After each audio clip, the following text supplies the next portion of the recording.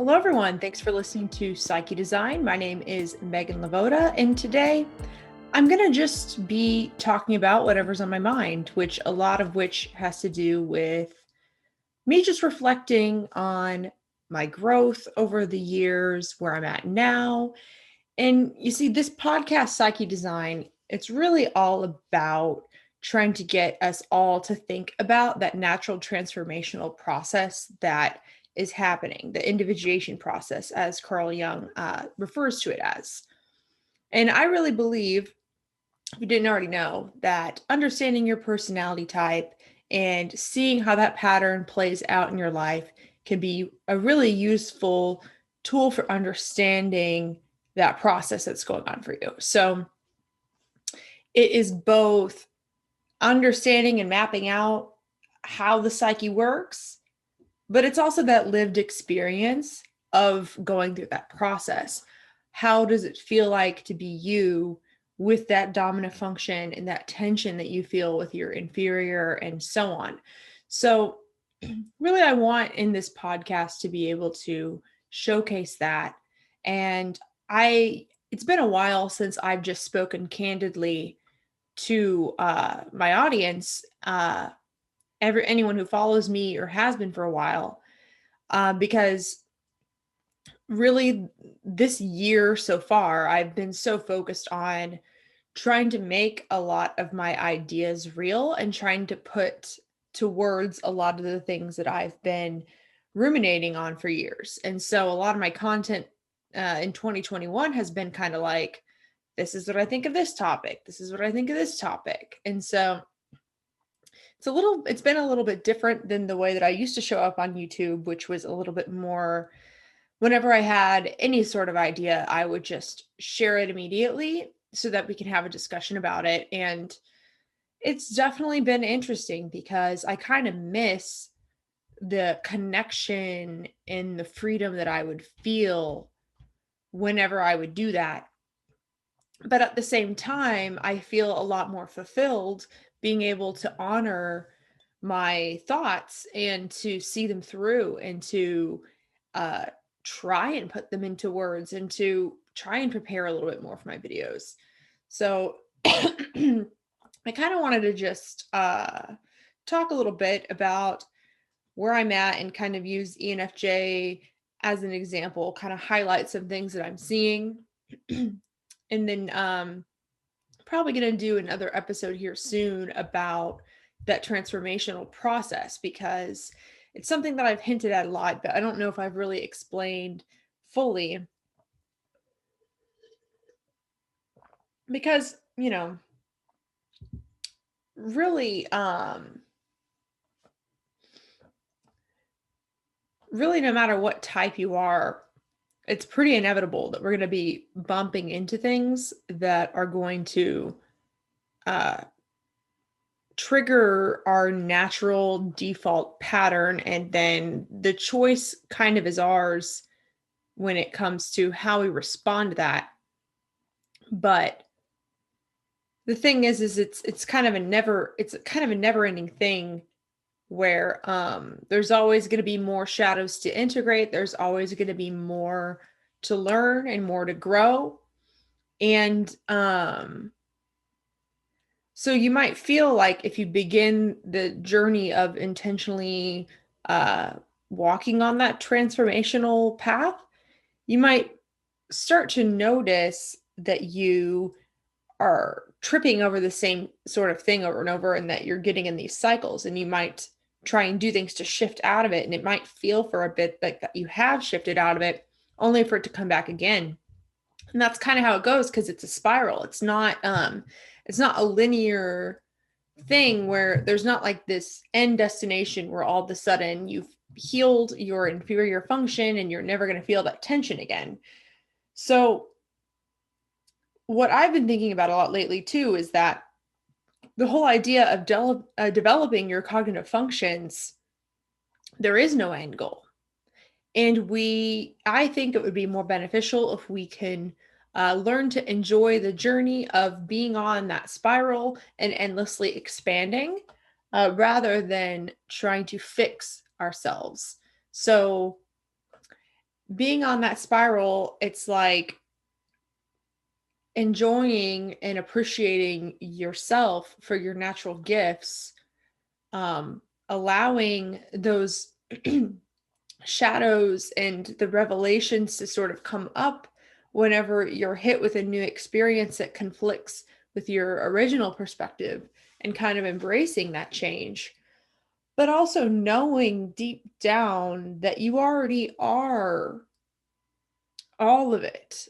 It's not like, for me, for example, as an ENFJ, I think when I first started to get into the idea of developing my inferior TI, I would think of it as a lack that I had. Like, I'm not using TI, so therefore I need to use TI so that I can then become whole, or so that I can be a more balanced person, because right now I'm out of balance, I'm out of whack, whatever.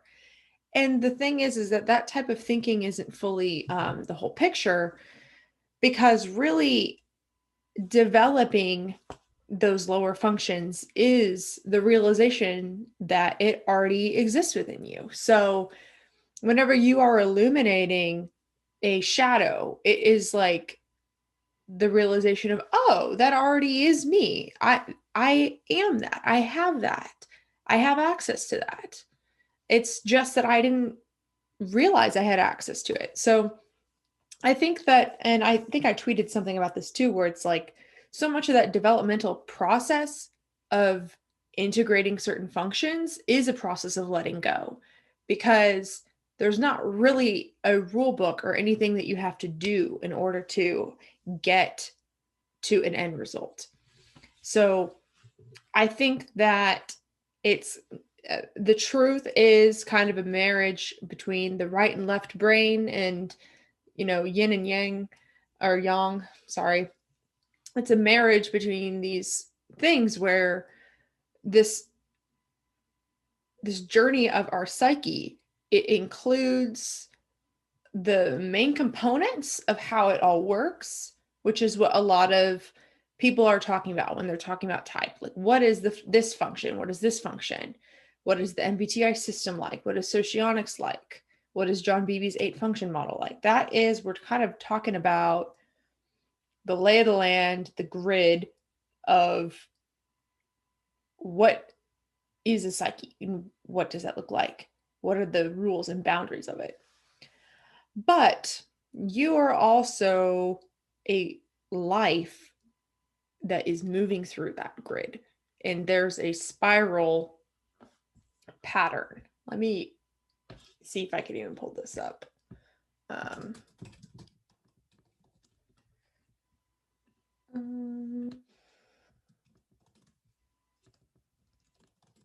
If you're watching the video version, I'm gonna just sort of show something. Sorry. It's like the Fibonacci spiral.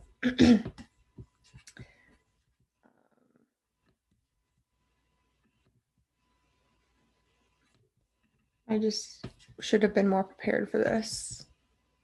But that's just how it goes, I guess. Just trying to embrace the unknown, right? Okay, so if you're not already familiar with this spiral, I'm not going to explain to you what it is right now, because this is just a tangential point, but you could look up Fibonacci spiral if you want. But the way I see it is these lines, like the solid lines, is explaining the grid of how your psyche works. What is FI? What is FE? What is NE? All that stuff. But this journey that you're going on from this, it's an individuation where you're starting very one-sided, and you keep getting more and more into this sort of oneness as you go. We're taking this path. It's like it's a journey that we're on, and learning to appreciate and understand that journey from the perspective of the person going on this spiral journey, rather than just getting completely caught up in all of the the external like lay of the land rules of it. So anyway, that kind of took me a second, but I'm trying to think of it more as coming from that perspective of the person that is going on that journey and discovering more about yourself that was already there. So it's not like, for me, for example, being born an ENFJ, it's not like I'm going to all of the sudden become more TI. It's like the TI and all these other functions were dormant within me. And when you become conscious and allow, then you awaken this energy that's already within you. And so I think it's more empowering to think about it as something that you're awakening within you. But anyway, I'm probably going to do a whole other video on transformation. But what I really wanted to talk about now is that, so even me doing this whole podcast has been a whole exercise of me trying to include my inferior TI in the puzzle a little bit more.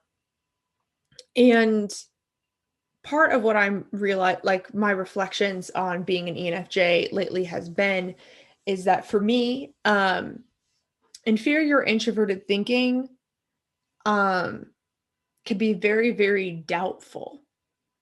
And whenever introverted thinking is not playing nice with extroverted feeling, like whenever I would say kind of the default, whenever I'm first kind of awakening to it, it is like this extremely rude inner voice that is not just noticing flaws in me, it is attacking me for all of my flaws.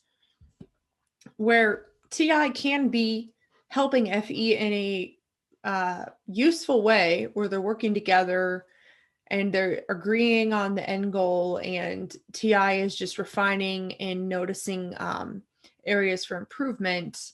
And I feel like I'm kind of at more of a stable place emotionally now, to where even if my TI inferior still gives me problems, I don't feel like it is antagonistic against me anymore. But I would say the default mode can feel like this voice in my head hates me and is trying to kill me. And so why should I listen to it? Why should I listen to a voice that doesn't seem to really care about my best interest, doesn't seem to be being very rational? Because that's the thing, is no matter if your inferior function is thinking or feeling or whatever, it's not going to be a very sound like understanding, because you're not seeing the full picture. And so my inferior TI would like criticize everything I do, or even if it would criticize things in other people, my FE would want to shut that down and ignore that, because I would be seeking to try and understand and love other people. And it would really feel like the goals of that TI were very contrary to the goals of my FE. And I think that what kind of has to happen internally is because when your inferior comes up, it's going to be a little bit ornery, it's going to be hurtful, really, because it might be very antagonistic. And you kind of have to like calm that down and listen to what it's saying, and try and make note of it without it threatening your ego. So, and I don't have an answer for what that would look like. That's going to look different for everyone. But for me, for example, I think what I've learned is really important is to follow my doubt and to not brush it off as like, oh, that's just me doubting, or oh, that's just me being negative, that's just me beating myself up, or that's just me looking for problems, I need to be positive. Because the more I brush that under the rug, then I am causing a wedge in between me and my ability to discern what my truth is. And I don't want to build a wedge in between those things. I want to be able to rely on the part of me that is wanting to refine and make things better in a way that isn't tearing me down.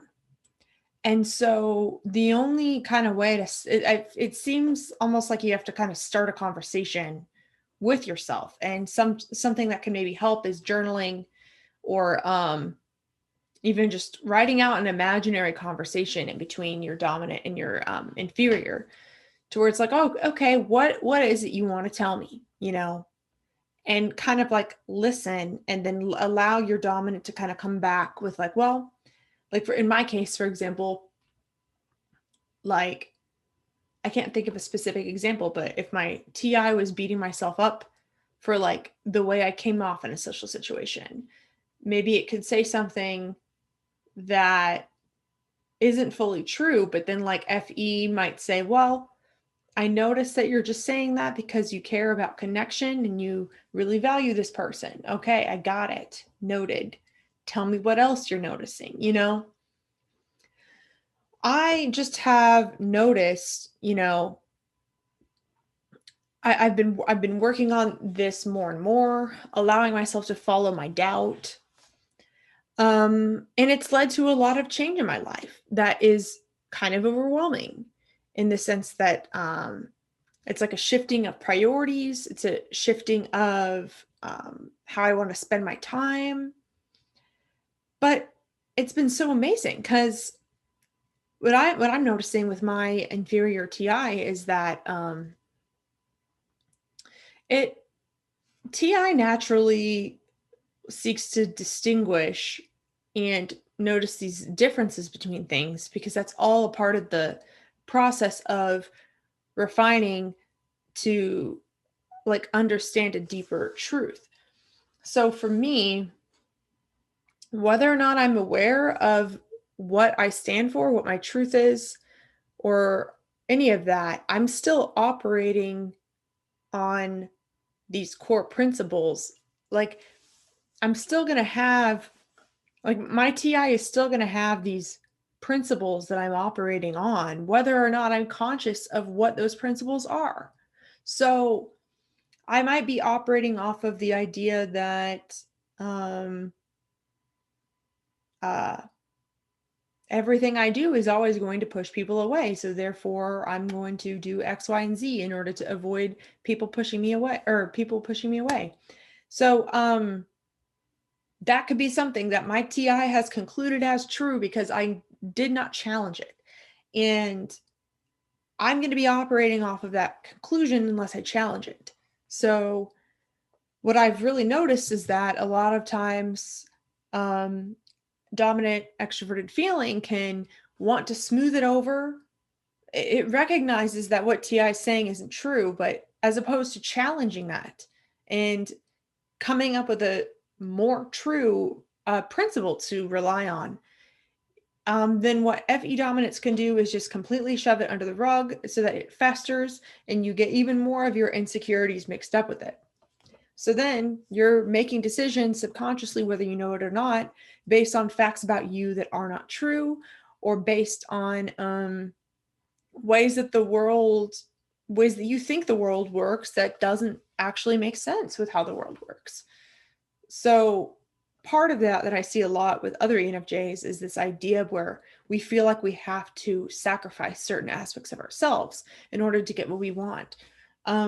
Something that I was dealing with is that I was feeling like I had to collaborate in a lot of different ways in order for me to figure out what I wanted to do on my own.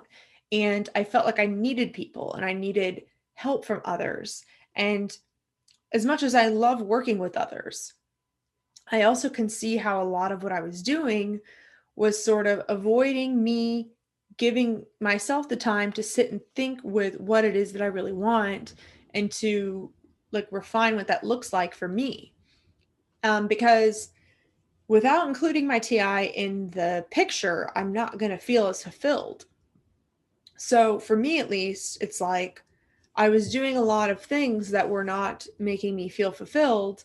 And I would notice my TI come up and be kind of nitpicky about things. And it's because, if I'm completely ignoring my subjective discernment on a situation and I'm trying to be always objective with how other people are feeling and try and look at how my emotions and their emotions impact each other rather than just my side of it, because that's kind of like the difference between objective judging functions versus subjective judging functions. My objective judging function is looking at this dynamic between me and someone else and not really considering what my input is into the dynamic. So it's like I can see the value in people and in opportunities. But if I don't know what I want out of it or what my truth is or how do I operate, then I might be unfulfilled. So when you feel doubt creep up, especially inferior TI, when you feel doubt creep up, listen to it and fall into it and trust that it is going to transform you essentially. Like, I mean, that's my opinion here. I mean, you guys do what you want, because that's the thing. I'm never going to want to tell anyone what to do, because this process is so personal to each individual. Like, we can look at what Carl Jung says about individuation. We can look about the functions for clues. You could take something I said and try it out if you think it works and it resonates with you. But ultimately, everyone's journey is so individual that the moment you're looking for any sort of answer from anything outside of you, you're going to get tripped up. So for me, it's like I was finding myself in situations where I had poor discernment, where there were issues I had with people and things that I was quiet on because I saw the good in them. But when my FE and TI kind of work together, it becomes more clear. It's like, yeah, I can see the good, but I also can be discerning and stick up for my truth, where it's so easy for me to allow another person's truth to completely stomp over my own. Or another thing I realized too is that if I disagree with certain things, if it's like against my integrity, and if I try and hold space for those things in the FE, um, then it kind of seeps into my TI, whether I know it or not. And I think if you think about how TPs are, especially TI dominant people, they do not let that many people into their bubble, and they don't want to say yes to that many things either, because they are honoring what their TI is picking up on with that discernment. And I believe that it could be kind of just toxic and even poisonous if FE is trying to extend its hand to principles that aren't true, or if FE is like enabling things in our culture, in our society, that are not helping humans thrive. Because FE tends to play this role where we feel like we have to pick up the pieces and we feel like we have to smooth things over for everyone. But I think that for at least my TI, being so open with everything, with everyone's opinions, with everyone's feelings about me, and just letting it all in, then it feels like I'm holding space for bullshit. And I'm not allowing myself to get rid of that. And so my heart goes out to TI dominant people, because it really seems like for TI dominant people, you're naturally weeding things out, but then your inferior FE really wants that connection. And that could be so difficult, because if you are always weeding things out, and if you're trying to be very precise with how you do things, and you want to share, like the way that a TI dominant person would show their love is by being precise and helping others by helping refine them. And so that could be, a lot of people might not want that, but a lot of times TI dominant people, they want to help in the ways that people need, and not just what's going to make them feel good, because they really do want to help. And that inferior FE is very, very aspirational. And so, yeah, I've just been thinking about that a lot lately, because for me, with my inferior TI, it seems like I don't want to accept any sort of truth unless it is 100% accounting for all of everyone else's truth. And so, while that might be noble or like a cool idea for an FE Dom to try and do, it's kind of also not possible, because it's also on us to kind of weed out what is not true and what is true, because we can be considerate of all people and want the best for them. But if some people are operating not in accordance with natural law or how the world actually works, or if there's a delusion there or a denial there, or there's just something that just isn't quite right, then it doesn't make sense for FE to try and enable that and to allow that and to hold space for that.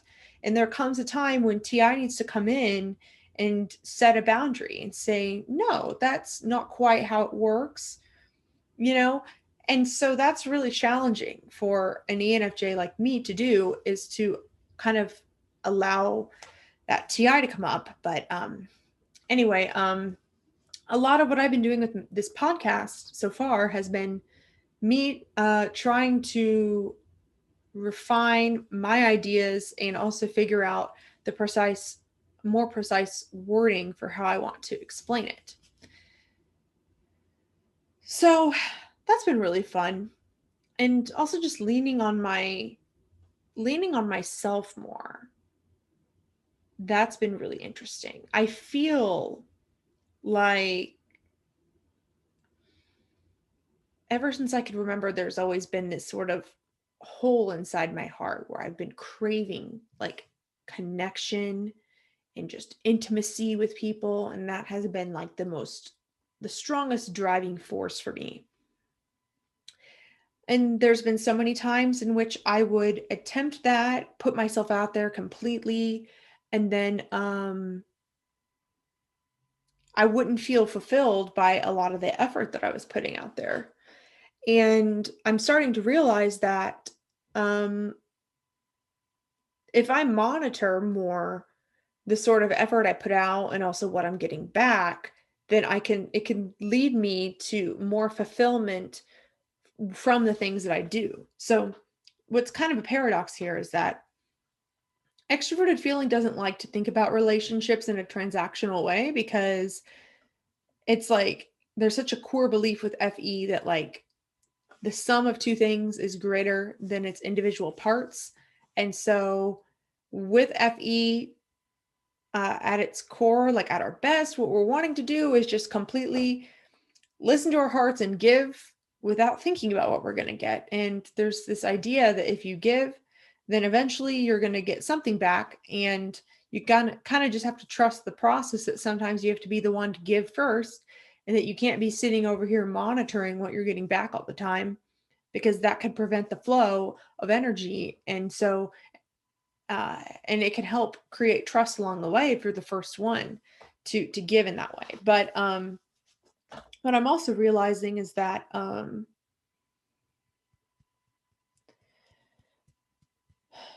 lot of times things that I would get wouldn't feel fulfilling, because it wouldn't match the amount of energy that I was putting outward. And so that's where some sort of discernment can come in, or if I can exert less energy and I could be more intentional about what I'm giving, then what I get back could feel so much more enriching.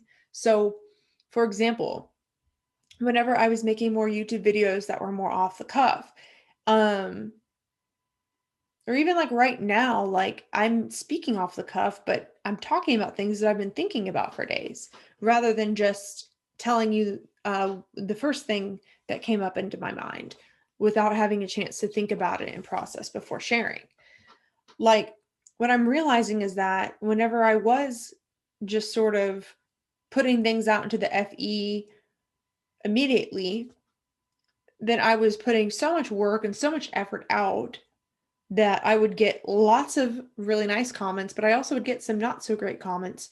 And I wasn't able to appreciate a lot of the positive comments because the negative comments got to me so much.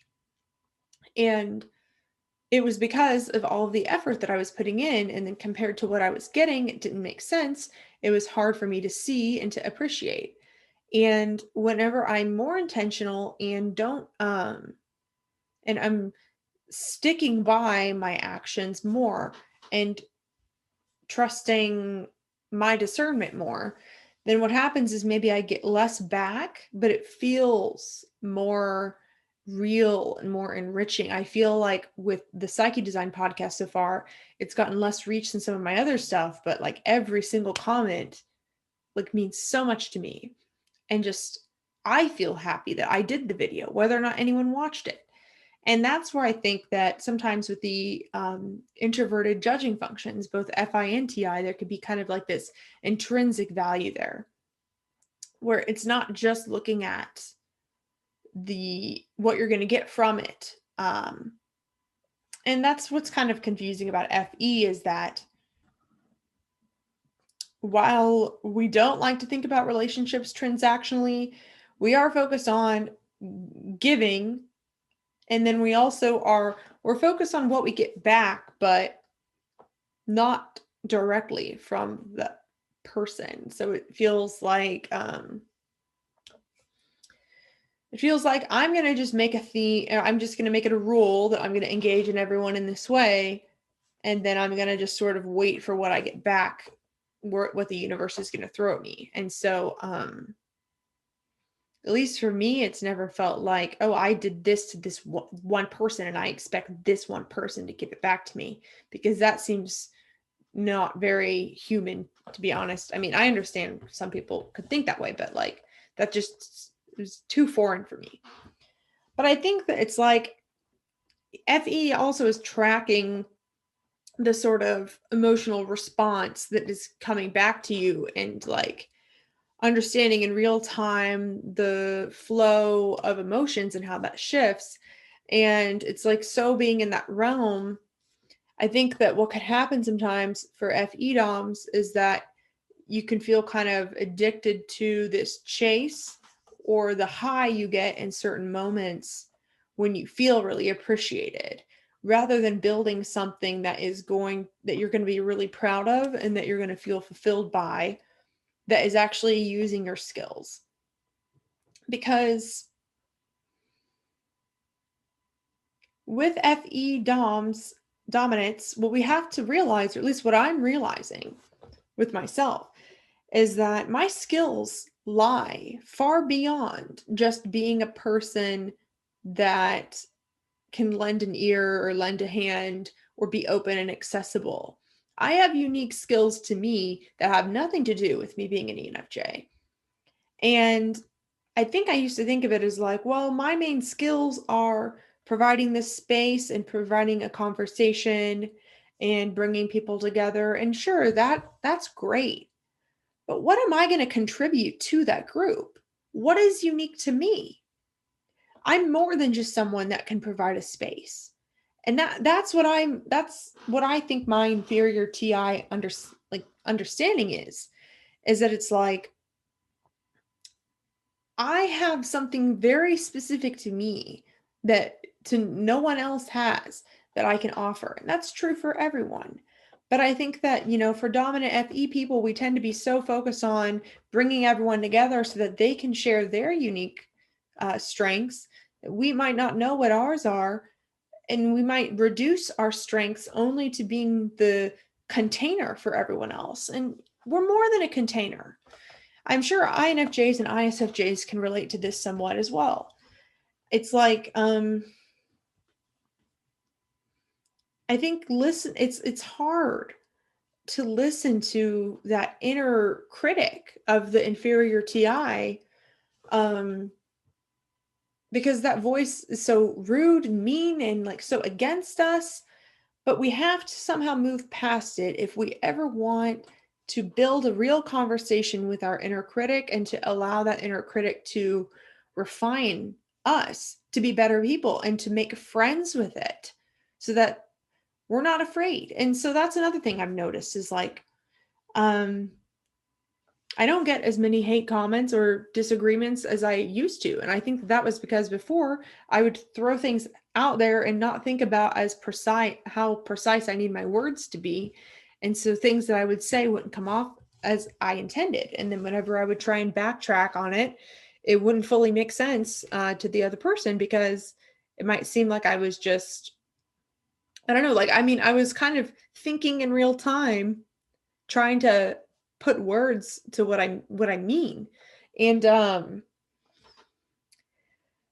I really feel like a lot of just internet disagreements that I would get into was like my way of inferior TI being manifested as an external in the world coming up and triggering this growth in me. And so I think what people tend to do is, because a lot of times the shadows come up in an external kind of way, we can easily say, well, that's not me, that's them.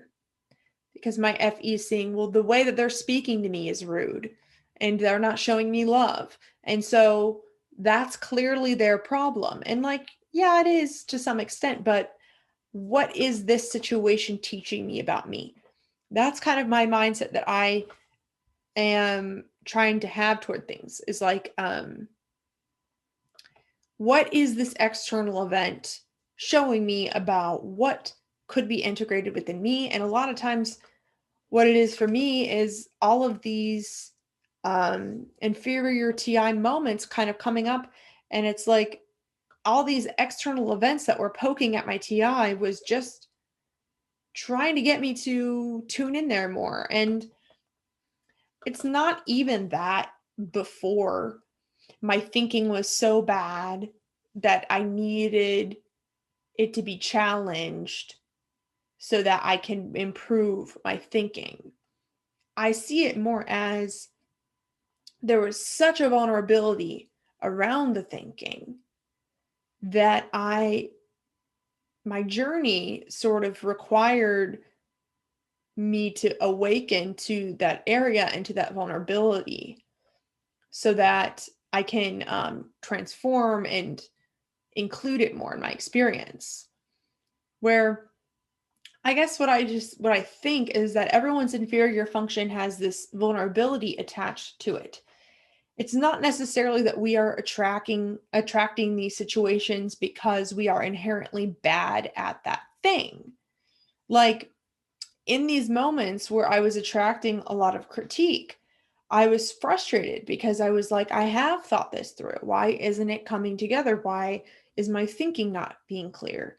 And it's like, because I had the vulnerability around the thinking, I was continuously attracting the lesson until I healed that. So sometimes it's like you can't just say, oh, well, if I just start thinking more and clarifying more, then I'm not going to run into that. That's not really how it works, because it's really about healing the vulnerability and um yeah, because again, there's not like your type is revealing this lack in you. Um it's just it's more of like making peace with this area of you that you haven't fully embodied or stepped into, that I feel like people can sense those sort of things from you, whether or not you're aware of it. And that's why people can type people all different sorts of things, because you might be reacting to someone, to a function from someone, whether or not that's a conscious thing that they're doing. So, anyway, to give kind of just an update, I'm really enjoying my Psyche design podcast. Um, I've been getting really into astrology lately, and talking with and connecting with a lot of astrologers, to where I'm kind of learning more about the archetypes of the elements and of the planets and stuff. And it's kind of helping me see type in a different way. And I feel like I can learn from the system of astrology in order to understand uh, both the individuation process and then also the way that the functions show up.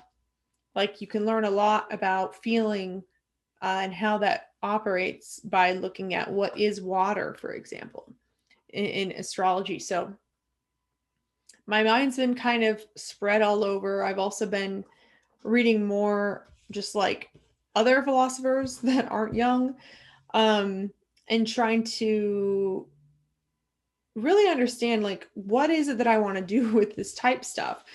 Because for so long, like it really was just, I'm just going to put my idea on YouTube and see how it goes. And I feel like I've been following my intuition, my NI, down this path, and I haven't known where it's going to lead me. And I feel like I'm starting to kind of see some of the flowers bloom of things that I have grown years ago. And because I'm getting more involved in the community of type practitioners and academics that like do type professionally, and I'm trying to figure out how I'm going to make that leap um, to do type professionally, because I care about this. I don't want to just like talk out of my ass, you know.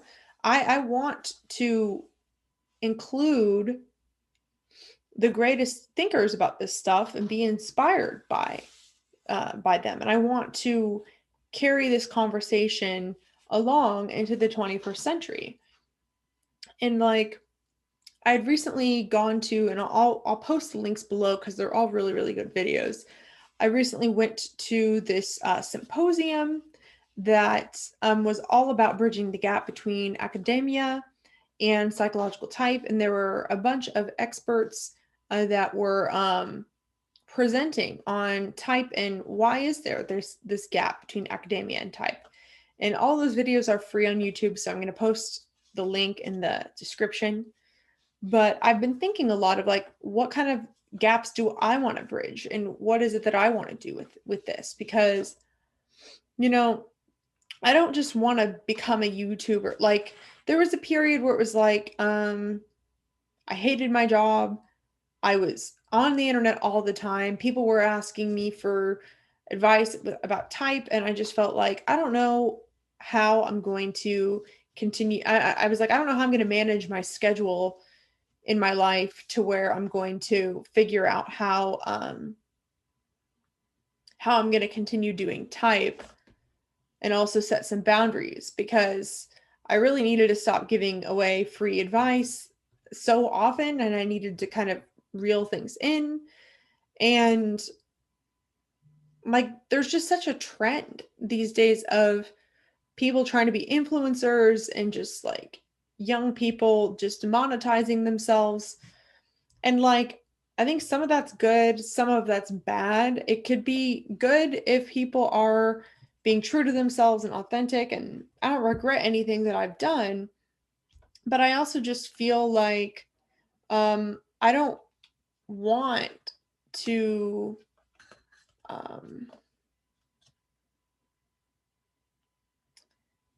I don't want to do anything that is going to be against my intellectual integrity. And I think that for a while, I was having like an analysis paralysis of like, do I want to have typing services? Do I want to have coaching. Like, what do I want this to look like? And basically, I had a lot of people in my ear telling me that I was just being afraid. And I really started to believe that, oh, wow, like I am afraid. I am afraid of my greatness. I am just overthinking it. And maybe this is like my NI is thinking way too much about it, and I'm not able to just try something in the SE. And so I feel like I had interpreted that incorrectly, in the sense that a lot of the reason why I was hesitant about doing a lot of things, like a typing service, for example, which I do not do right now, is because it was questioning like an intellectual integrity sort of thing. And I don't think that my TI really was able to conclude what was really happening, because I was just swimming in so much confusion. And I knew that I wanted to pursue some sort of direction with this. Now I'm kind of at the position where it's like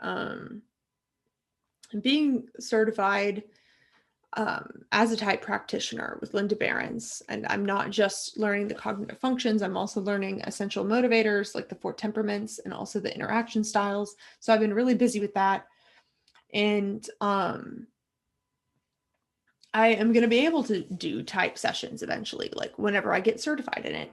And I want to learn from the people that are doing this professionally, but then I also want to be able to add my own take on it and expand with my own stuff. I don't want to become a part of that culture that is just people feeling like they can just say whatever. I don't know, like the internet is just becoming such a weird place where like I don't know, I think a lot of things aren't being fact checked really. There's like some disrespect for underlying principles of systems, or like people trying to kind of co-opt the MBTI. I don't know. That's all I'm really going to say on that. But I guess like right now, like I'm also wrapping up my master's in organizational psychology. I'm going to be done in December, and I can't believe that it's like almost here, because I've been working on this slowly for so long, for almost 3 years now. So it's kind of like crunch time for me.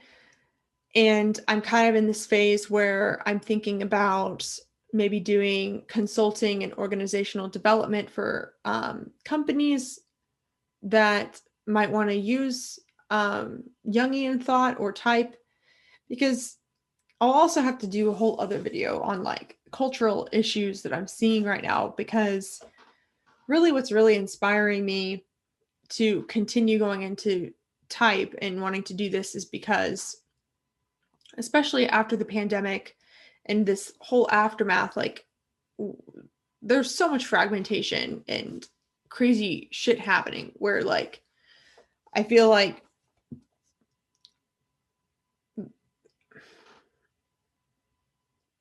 a lot of people's shadows are coming up in their own way, but we can also see culturally like this huge divide between like feeling and thinking, sensing and intuiting.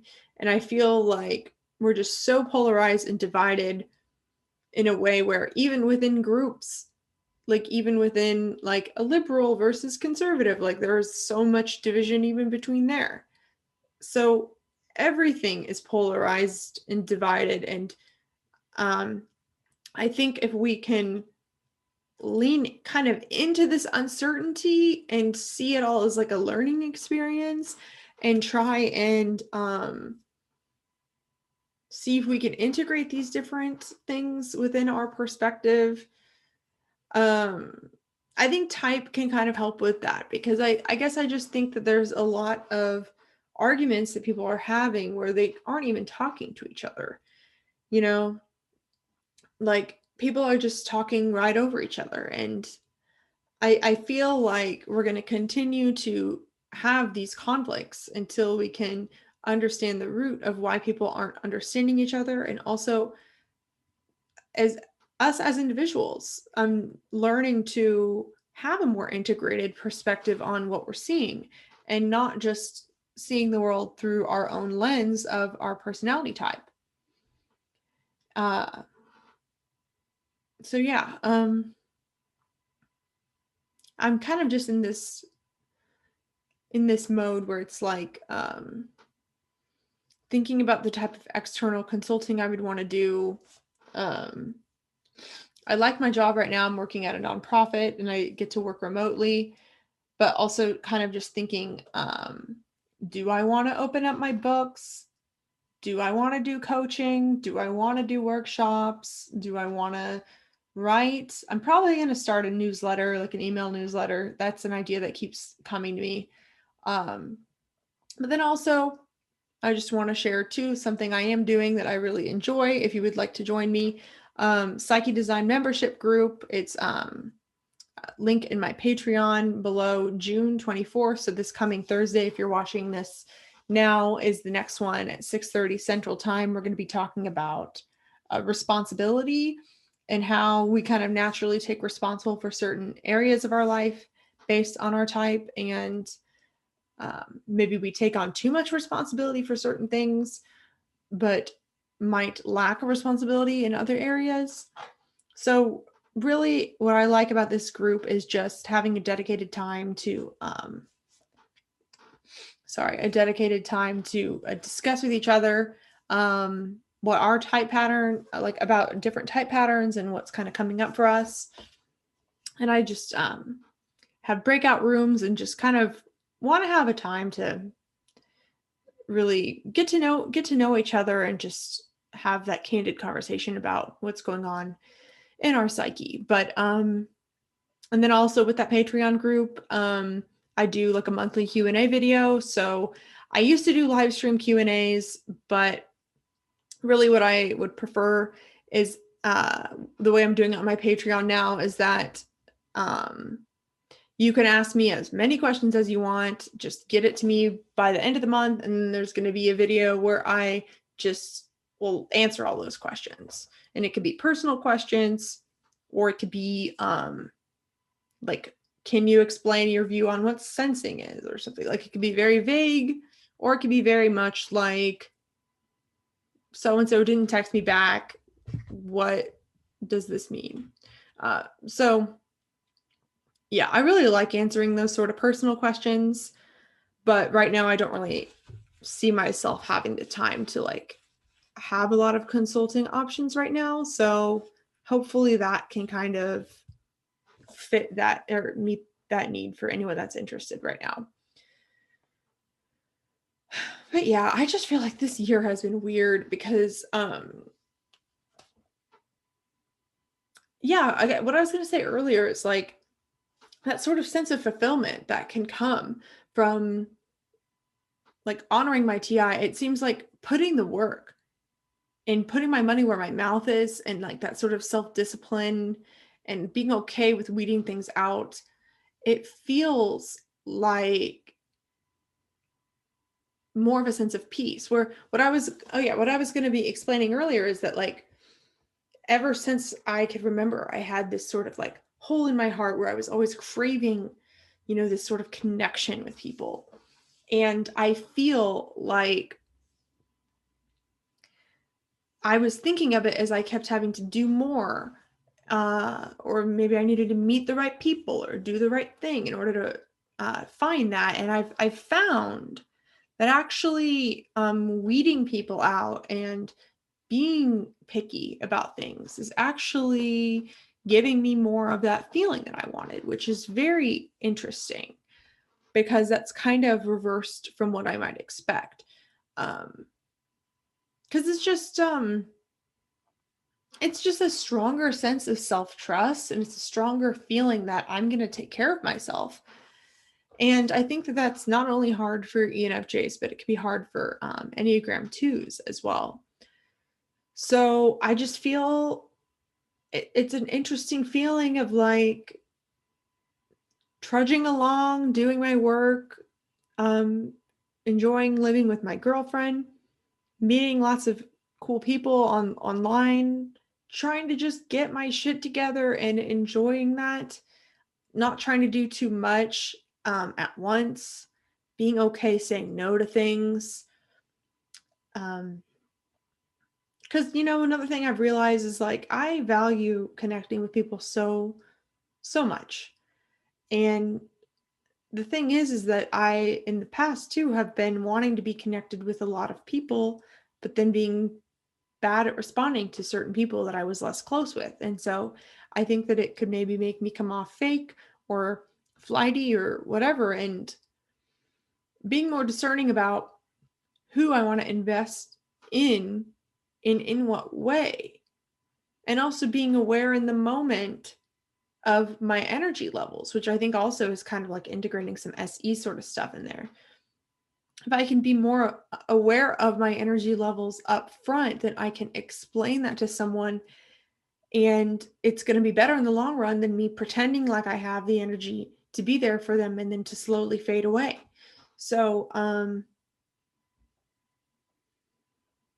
another part of all this is that I felt less of this compulsive need to share on YouTube than I used to, because I'm doing more internal processing.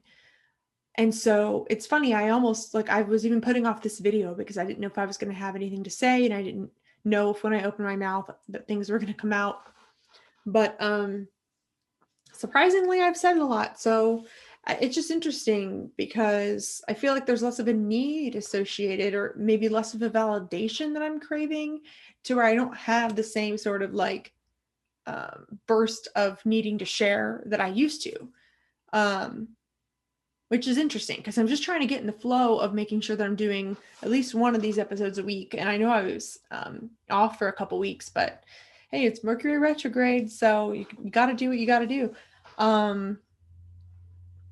But anyway, I think I'm going to end this for now. It was really great just talking to you guys.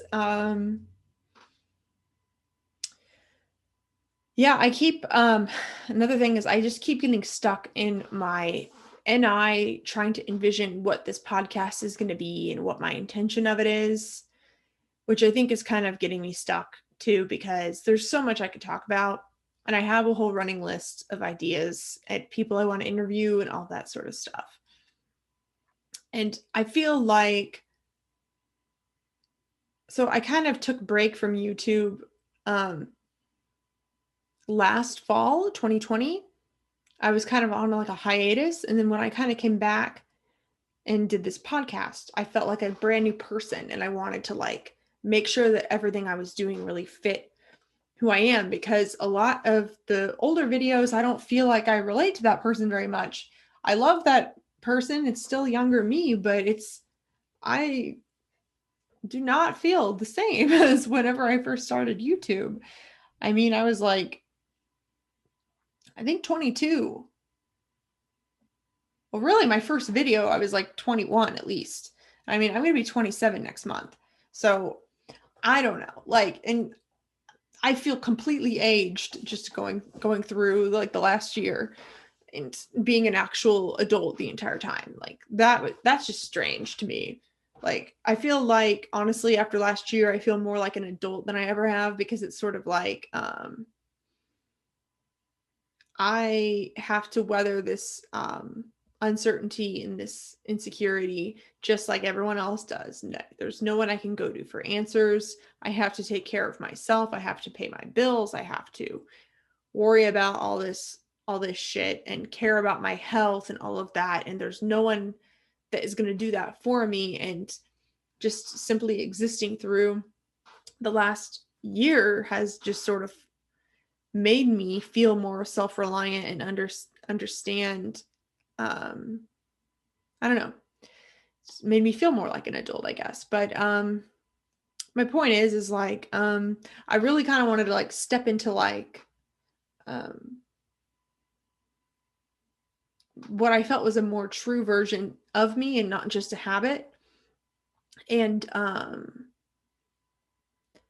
I feel like I did that, but I also kind of, the start of the Psyche Design podcast felt kind of like there was something I had to prove, or maybe even a chip on my shoulder. Like, I feel like I put a little bit too much pressure on TI stuff, But I don't regret any of that either, because it all had to happen that way. But it's like, I want to loosen it up a bit. I feel like I got a lot of the core concepts out of the way so that now I can just share the podcast with anyone that wants to learn more, because that's a whole other huge thing, is like, whenever people ask me, oh, so tell me about this personality stuff, I don't know how to answer. And yeah, I don't like, it's just hard. I don't see myself as someone that wants to really explain the basics of a lot of this stuff, but I am interested in talking about it and reflecting on it and how it is in my life, and talking with other people about how it shows up in their life. And so that's been difficult, because I haven't really known like what core concepts to rely on. I haven't really known like what to point to and all that stuff. So I feel good that I have kind of a foundation, but like, I'm wanting to mix it up a little bit, because there's some elements of like older videos that I used to do that I kind of miss. So anyway, thank you guys for sticking around and listening to me ramble.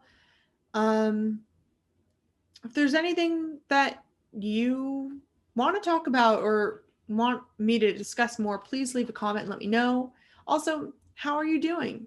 I would love to hear how you're doing as well, because I know this is like such a cliche to say these days, but man, we're living in crazy times.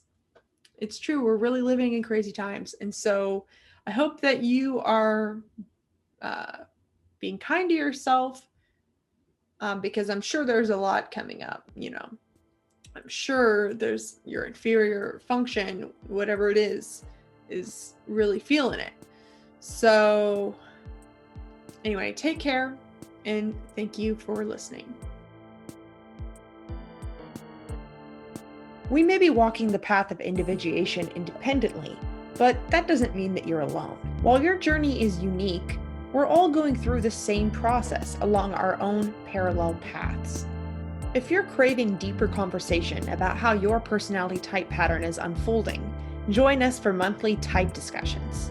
The Psyche Design membership group comes with access to a private Facebook group, one facilitated Zoom hangout per month with breakout activities, and a monthly Q&A. For more information, check out the link to my Patreon in the description.